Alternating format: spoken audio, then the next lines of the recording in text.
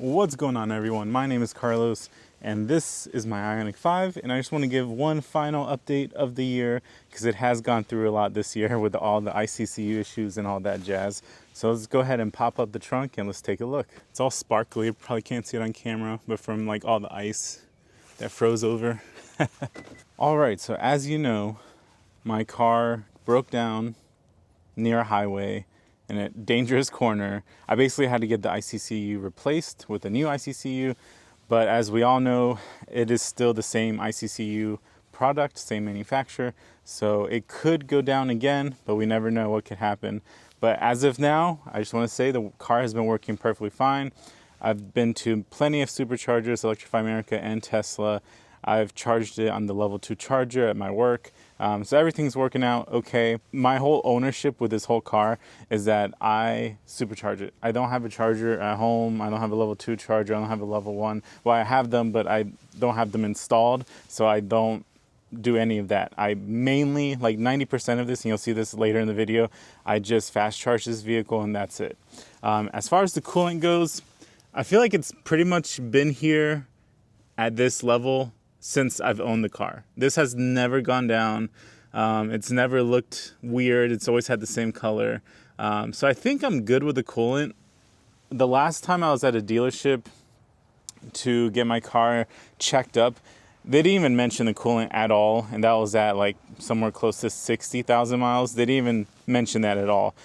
So the only thing they mentioned is if I wanted to get my brakes flushed or whatnot. And I was like, oh, does it need to be flushed? And he was like, well, only if you want to. So I don't know. Maybe I'm just at a bad dealership. Who knows?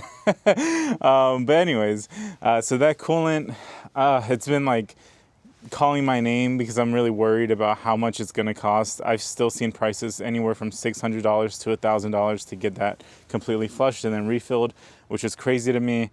And I mean, I'd rather do an oil change 100% because I could do it myself and I don't have to rely on a whole manufacturer to do it for me or a whole company to do it for me. So that's the biggest pain in the whole world.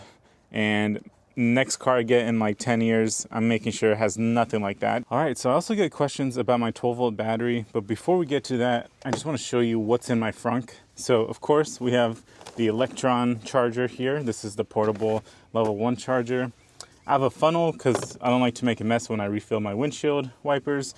And then here is actually a new addition that I wanted to make a video on, but I feel like I haven't used it enough to make a full opinion. But as a quick opinion, I think it's great.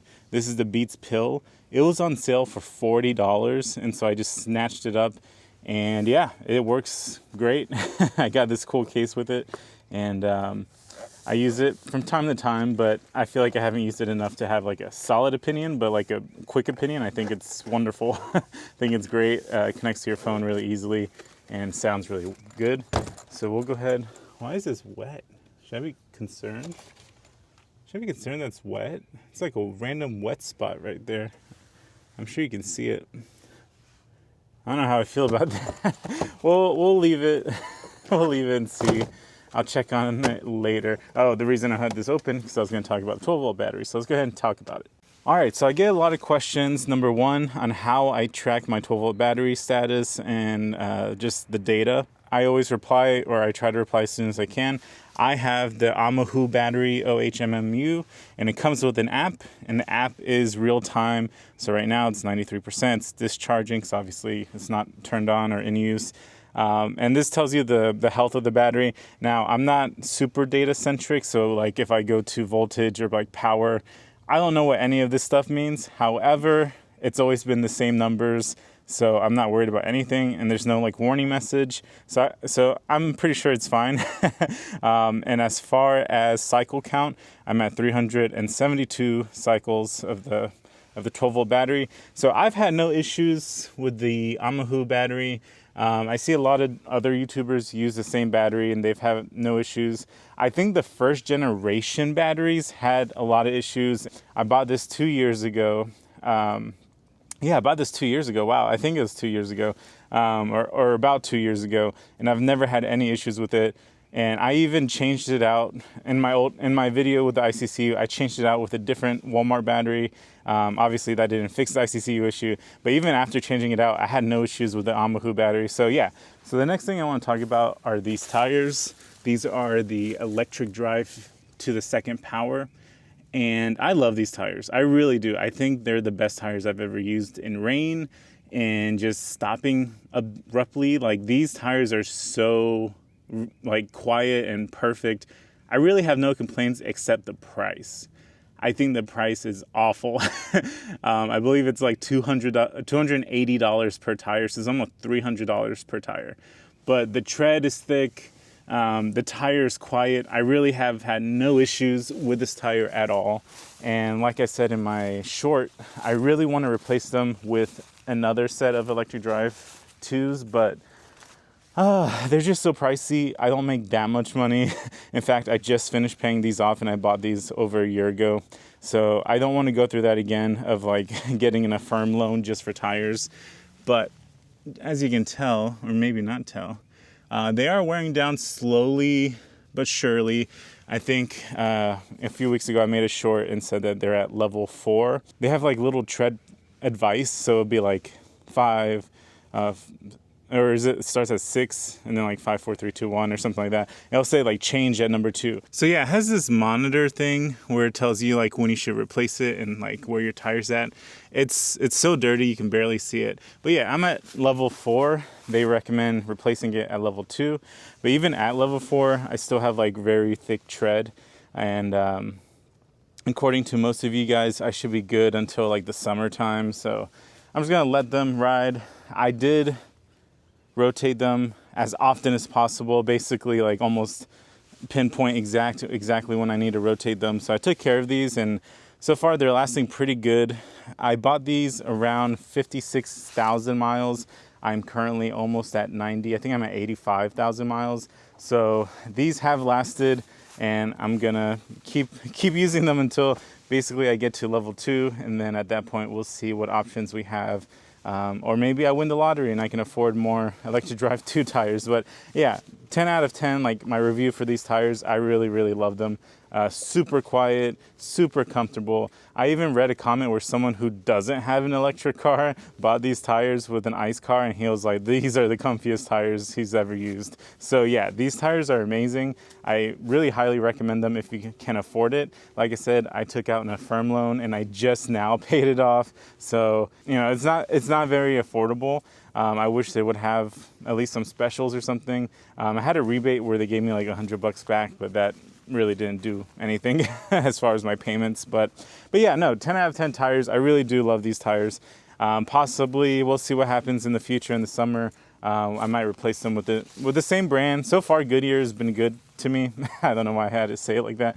But we'll see. Besides the pricing, I love the tire. All right, so I just turned on my car. I just want to show you one quick thing about the Ohmmu battery, my 12-volt battery. It does show, hey, time to charge to 100%. It's going to be 12 minutes. So yeah, this is very helpful, very useful. I really like having the Ohmmu battery. Is it also overpriced? Definitely. You can definitely get a cheaper battery at Walmart. There is a big price gap. But so far it's been worth it as far as peace of mind, because I can always check the 12-volt battery here. I know there's other gadgets and gizmos, but this is just simpler because everything's just built in. I didn't have to add anything extra, like the battery is built in with a monitor. So I do like that. But if you know any alternatives, I mean, feel free to let us know. I'm hoping this battery lasts at least another 2 years. 2 or 3 years, because that would be definitely worth it at that point. But yeah, just want to show that real quick. All right, so welcome to the greatest software. You think Tesla has good software? Does it have quiet mode? Does it have Hyundai Pay? I don't think so. Does it have sounds of nature? Tesla, I think you are defeated. Look at this. I'm literally in a forest. But yeah, I don't have BlueLink anymore. I thought the cost did not dictate how often I used it. BlueLink is cool to see when it works, or cool to use when it works, especially for peace of mind like me. I lock the car. I lock my car like 5 times just because I'm paranoid. So it is nice to have an app that tells you, hey, your car is locked. But it's just not worth the money. So I just decided to unsubscribe and just lock my car 10 times every time I leave. But anyways, we're not here to talk about BlueLink. We are here to get a rough estimate on how my battery pack is doing. Now, none of this is 100% accurate, but I like to do this just to kind of get a rough estimate of like how my battery's doing. So let's take a look. And I hate how, okay, there we go, it's gone. So I'm going to take a screenshot just so you guys can see it with me. But my state of health for my battery is at 91.5%. So we'll just say 91%, which is really well because my mileage is at 84,700, so almost basically 85,000 miles, and I'm still at 91. And the and the most probably surprising part for everybody is, let's see, where is it at? Number of quick charges, 335. Number of standard charges, 430. But keep in mind, that is not home charging. That is like when I'm at work. That is when I'm at the park. Whenever I'm in a garage that has a public charger. When I'm at the movies with a public charger. Anytime there's a public charger, I will 100% use it. Number of quick charging is 335. Now, I normally charge up to 80. Sometimes I charge up to 100. Sometimes I charge up to 85, 95, just depending on the scenario, depending on if I'm driving far. Or it depends on, hey, I just want to not come back here anymore. So number of quick charging, 335. I want to see if anybody can beat that record. But yeah, this is just going to keep going higher and higher and higher. But yeah, this is hopefully interesting information for you. State of health 91. I'm happy to see that the battery's doing healthy, even though I've like completely destroyed its hull and just kind of quick charged like every day. But it's still doing really well. And in case you were wondering, I mainly drive with level 3 regen and usually on eco mode. Sometimes I will go to normal mode. In sports mode, I rarely touch. Only those times where maybe I just need a boost of adrenaline, so I just go to sports mode. Or if I'm going on this specific road that I always travel to where one of the lanes ends really fast, I'll go to sports mode. But I normally drive on eco mode and sometimes normal mode. So yeah, that is the data, if you will, or if you want to look at it that way, or just the update of my car. It's been working fine since the ICCU update. I'm not paranoid. I'm not like, oh boy, hopefully it doesn't, break up on me again. I think I'm pretty confident. Sometimes, yeah, I get a little like, spazzy if I hear like a noise that I'm not used to hearing. I'm like, oh Lord, don't tell me it's the ICCU again. But for the most part, I'm pretty happy that I haven't had any more issues. That was the big main issue. And I know it's just with these eGMP, I think it's called cars with Kia and Hyundai. And I've even seen an article where more EV6s are having these ICCU issues as well, I believe. Correct me if I'm wrong. But yeah, so I feel like Hyundai and Kia, they really need to either redesign these cars or they just really need to just buy back these cars. I don't know what the solution is. But it's still wild to me that they're still selling Ioniq 5s with ICCU issues and calling it a day. Like, yeah, we just took $50,000 from this guy and now he's going to have to come back later for his ICCU replacement. It's like, how can you consciously live knowing that, right? Like I get conscious in my videos where I'm just like, oh, I put the wrong information or I said the wrong thing. So in the comments, I'm just like flooding like, okay, I understand. I'm sorry. So I can't imagine selling, $50,000, $60,000 car like the XRT or limited trims and just be like, you're good to go. See you in like a couple months. Because I've seen like even on Reddit, people would only drive like 300 miles and the next thing you know, their ICCU breaks and they have to wait like 2 or 3 weeks or a month or longer to get it fixed. And it's crazy to me. It really, really is crazy to me. And I don't think it's right. And they really need to figure out what to do with that because that's just not a good look. The brand trust is not there. And then, yeah, anyways, but I will say their concept car where it looks like a Warthog from Halo. I love that concept car. I think if that ever came true, that might get me to buy another Hyundai, and then I'll make another video complaining about the ICC. But no, that concept car looks really, really awesome. I forgot what it's called. It's like Crater or something like that, or Meteor. I don't know. But that concept car, if you love like rough cars, then that you should look at that up because it looks awesome. But with all that said, again, I'm happy my car is working. I take this to work every single day. I travel everywhere. I go road trips. I go look at new chargers. I go to, anywhere with this car. This is the only car I own. I don't charge at home. I rely on the fast charging network. This is probably my last video of the year. Maybe we'll see. But yeah, this most likely will be my last video of the year.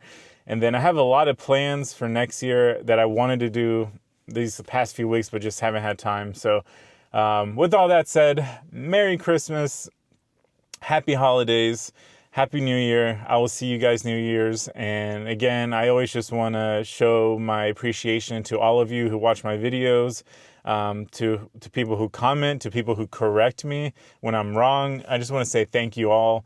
But anyways, yeah, I'm keeping this car forever. This is my forever car. And with all that said, I will catch you guys in the next video next year. Happy New Year, Happy Holidays, Merry Christmas, stay safe. And yeah, thank you again for everything. Thank you again for this whole year. And I'll catch you guys next year. Peace.